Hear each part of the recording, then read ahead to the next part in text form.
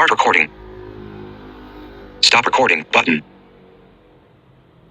Hello there, and welcome to the Target World podcast YouTube video. Sorry I haven't done one for a while, I've been busy with life in general, but we're going to start doing them now again. So we're going to start discussing the brand new series of Peaky Blinders, Season 5, started in the UK on Sunday and Monday over here. We had the first two episodes. We had Black Tuesday and Black Cat. Black Tuesday dealt with the Shelbys getting involved with Oswald Mosley. Tommy's now a politician, so it's dealing with all the sort of threats and what happens when his sort of business collides with politics, and how he still thinks that he's below everybody else and everybody else is still trying to get above him with his normal tricks, getting past that. So we have all that going on.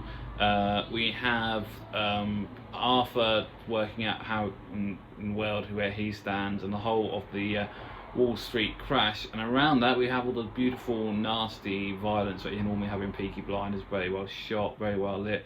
First beautiful scene of the episode is where we see somebody coming up to a telephone box. It's misty, it's beautifully shot, like a cinematic movie basically, and we see Tommy on a horse basically, and that horse looks stunning the way it's shot. And then around that we have the fantastic new score by Anna Calvi, who's done all the instrumental music and also some of the music that we use, but you still have normal 21st century music. You've got Black Sabbath, you've got the Idols, you've got lots of new punk being used throughout it. So you've got that. Also around the first episode you've got all the sort of more gothic sort of working out Tommy's mind, because there's a more higher incident, I think, for the first two episodes of this series of him suffering from what we've now called PTSD, which is back then being shell shocked from being in the First World War, and how all this has affected him, and how he's now going back to a more sort of gypsy outlook. You know, he does the magic tricks and he's taking some form of opiate, maybe morphine or something what keeps him in gear basically, and through that sees his dead wife and makes his decisions from what she's saying, basically to trust nobody. Around that as well we have the whole bit of Michael in America, who's running the business and loses an awful lot of money, which really annoys Tommy. Yeah, and he gets a wife as well, and there's a beautifully shot bit and a nasty lift of Tommy dealing with the sort of press guy who's coming back to look into it. So all that happened in episode 1. It's really brilliantly shot, it's brilliantly lit, it has a fantastic score, as I said, done by Anna Calvi, plus 21st century modern music. We then move to episode 2, which is called Black Cat, because this whole theory, if you see a black cat, somebody's going to betray you and somebody's going to upset your life basically.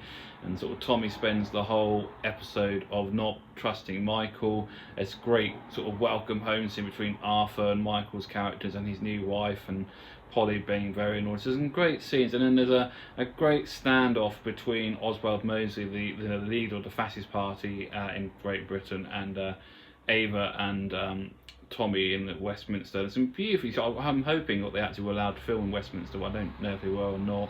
And the sort of music builds and builds. I like how Anna Calvi has got this sort of whole idea of this season is a western, that she wanted to feel more like a western, like, you know, the outlaws in this sort of modern society. And we still have the sort of the effects of the Wall Street crash affecting body, and you know, it sort of builds to this brand new nasty up north Scottish villain lot from Glasgow called the Billy Boys, and we have this very nasty dealing of Abercrombie. I thought you said Abercrombie's the gypsy, king of the gypsies' son, who's the boxer, being crucified nearly and then shot for the head, which is very ghastly, disgust and done. Very well shot though, and looks beautiful. You know, we're building up to, I think, a confrontation between the Billy Boys, who are involved with socialism, and they control all the gangs, Mosley basically, and Tommy. So we will see what happens in episode 3, which is on this Sunday. I'm looking forward to that.